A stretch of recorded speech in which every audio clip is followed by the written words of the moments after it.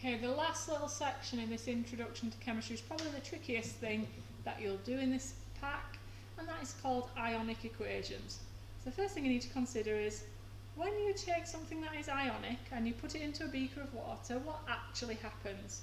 From GCSE, you're probably aware that ionic substances, when they dissolve in water, the ions become free. You'll have used this to explain why ionic substances can conduct electricity when they're in water. Okay, so the solution, the ions in the solid suddenly become free from their crystal lattice, free from their structure, and can float around. And so we've got sodium ions and chloride ions. So the first thing we're going to do is just make sure we understand what ions are present in each of the following formulas when they're in solution. So when I put sodium chloride into a beaker, it's made of sodium ions and chloride ions. So pause the video, see if you can say which ions are present in each of these. It's just working backwards from the formulas to the ions, similar to when you were coming up with the formula of the compound. See if you can find out the formula of each of these and just tell me the ions. Okay, so there we go. So ionic substances: sodium chloride, magnesium bromide, potassium and hydroxide ions, sodium ions and carbonate ions. And then the bottom one, just be aware that acids do release their protons, their hydrogen ions. So sulfuric acid is made of hydrogen ions and sulfate ions. So the acid is made of hydrogen ions and sulfate ions because the formula of sulfuric acid was H2SO4. It's made of 2 hydrogen ions and a sulfate ion. What ions are present? Right, what about the numbers, the stoichiometry?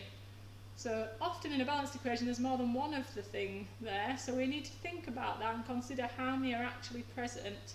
So if I was looking at this formula, 2 NaCls, how many actual ions are present of each type? So NaCl is sodium chloride, with the big 2 in front means that I've got 2 sodium ions and 2 chloride ions. So have a look at the next one. Have a go. What's present in 2 whole lots of magnesium hydroxide? So magnesium hydroxide is made of magnesium ions and hydroxide ions, but how many hydroxide ions are there in a magnesium hydroxide? Well, in one magnesium hydroxide there's one magnesium ion and 2 hydroxides, but we've got 2, so we've got 2 of these, and in total we will have 4 hydroxide ions. We'll have 2 magnesium ions and 4 hydroxide ions. It does look a little bit like I've written 40H minus, so do just be careful with your handwriting. That's 4 OH minus ions. What's present in 2 sodium carbonate? So I've got 2 lots of sodium carbonate. Now sodium carbonate contains sodium ions, and it has 2 of those, but I've got 2 lots, so 2 lots of 2 is 4. And carbonate ions, CO3 2 minus ions, and I've got 2 of those because I've got a big 2 in front, 2 carbonate ions. Notice that when you look at these, the pluses and minuses still balance. So I've got 4 1 pluses and 2 2 minuses. That's 4 and 4. What about in 3 sulfuric acids? So every sulfuric acid has got 2 H plus ions, but we've got 3 lots, so that's 6 H plus ions. And every sulfuric acid has a sulfate ion. We've got 3 lots, so we've got 3 sulfate ions. And this one is 4 lots of ammonium sulfate. So an ammonium ion is an NH4. We've got 2 ammonium ions in our formula, but 4 lots of it, so 4 lots of 2 is 8. And we've got 1 sulfate ion in our formula, but we've got 4 lots of sulfates, so 4 sulfate ions. So just be aware that you might need to double up the number of ions present. Then a couple of other things to watch out for. When ionic compounds are solid, we know that they're fixed in their lattice, so they don't separate into their ions. So if we have a solid structure in our formula, we're going to write things like NaCl. Solid, it's not going to separate into ions. And covalent compounds don't even contain ions because they're covalent, so they're not altered in any way in ionic equations. So we'd have things like Cl2 gas, or even Cl2AQ, even though it's aqueous, and aqueous often means it's sort of in solution and floating around, it's still Cl2 because it's covalent. Yeah? CH4 gas, H2O liquid. These things aren't going to separate. CO2 gas. Yeah, these things aren't going to separate into ions because they're not ionic, they're covalent. Right, so how do you go about writing an ionic equation?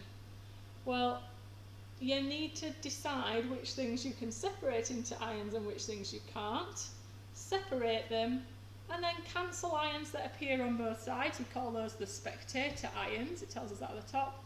I'm going to get rid of those because they just watch. They don't do anything. They don't change from beginning to end. They spectate. And so we're just going to get rid of those. At the back of your pack, you'll find there's like a little flow chart. Questions to ask yourself. So the first question is it aqueous? And if you say yes, start to think about it. Is it ionic or is it an acid? And if it is ionic or an acid, you're going to start splitting it up into ions. If it's not ionic or an acid, but it's aqueous, like the Cl2AQ, then you're just going to leave it as it is because it's covalent. And if it's not aqueous, you're going to leave it as it is and just include it. So these are some rules. It might be worth keeping that page in mind. So what we're going to do. Question number 1. Is it aqueous? Yes. Is it ionic? Yes, because it contains a metal. So I'm going to split it into sodium ions and hydroxide ions. That's the first thing. Then I'm going to go on to the next part of my equation. Hydrochloric acid. Is it aqueous? Yes. Second question down the flow chart. Is it ionic or an acid? Well, hydrochloric acid is an acid. So acids get split. So it's made of hydrogen ions and chloride ions. I'm going to go on to my next thing. Sodium chloride. Is it aqueous? Yes. Is it ionic? Yes, because it contains a metal, so split it. And then the last one, is it aqueous? No. Leave it as it is.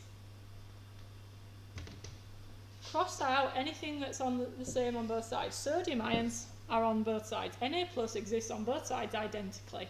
Cl minus exists on both sides identically. Cross them out, and what are you left with? OH minus plus H plus makes H2O. That would be the ionic equation.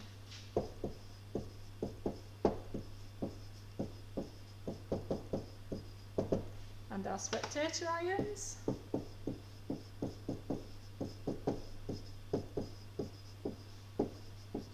Were the things we crossed out, they didn't do anything. Na plus and Cl minus. Okay, so I'll go through another one together and then you can have a go yourself. So is it aqueous? Yes. Is it ionic? Yes, because it contains a metal. So we're going to split it up. Sodium is that, but there's a 2 after it, so there's 2 sodiums. You don't put it after now. There's 2 sodium ions and a carbonate ion. There's a big 2 in front of hydrochloric acid, so there's 2 hydrogen ions and 2 chloride ions because it's aqueous and an acid, so we're splitting it up, 2 of each part. We've got 2 sodium chlorides, so 2 sodium ions and 2 chloride ions. These 2 things are not aqueous or ionic, so we just write them down, H2O and CO2. And then we're going to cross out anything that's the same on both sides. So I've got 2 sodium ions on each side, and I've got 2 chloride ions on each side. So I'm left with CO3 2 minus and 2H plus make CO2 and H2O. And my spectator ions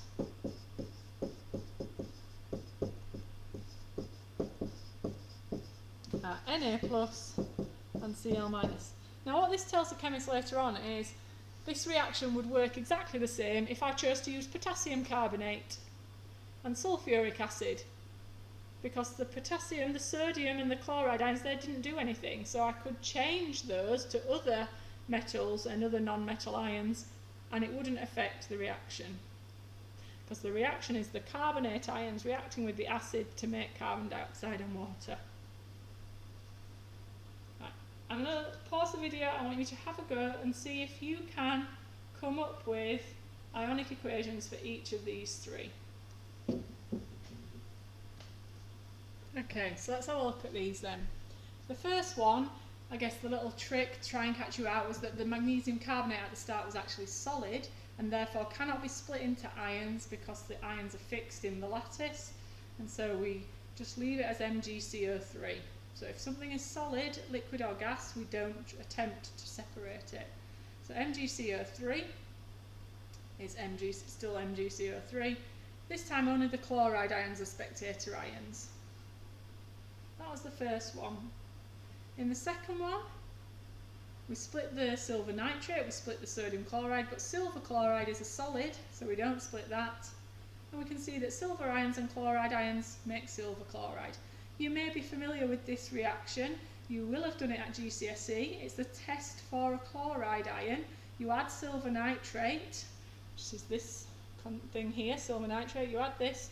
The two solutions react to produce silver chloride, which was a white precipitate. And you might remember that if it had been bromide ions here, we'd have got a yellow cream precipitate, and if it was iodide, we'd get a yellow precipitate. But I could have used potassium chloride, because it's not a test for the sodium, it's just a test for the chloride ions.